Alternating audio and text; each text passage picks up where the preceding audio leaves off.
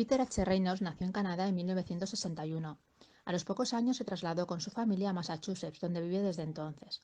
A los 7 años ya empezó a hacer incursiones en el mundo editorial y creativo.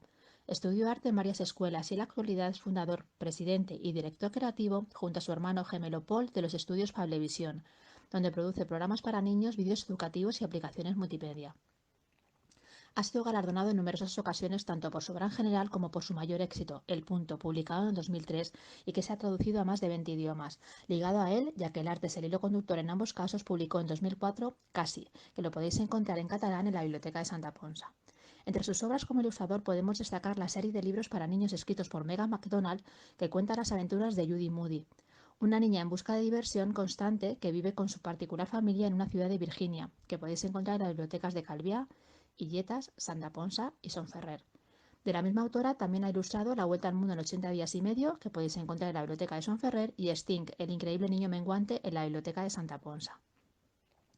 Su página web www.peterhreynolds.com da una muestra de su obra a todos los niveles, libros, dibujos, animaciones, etc.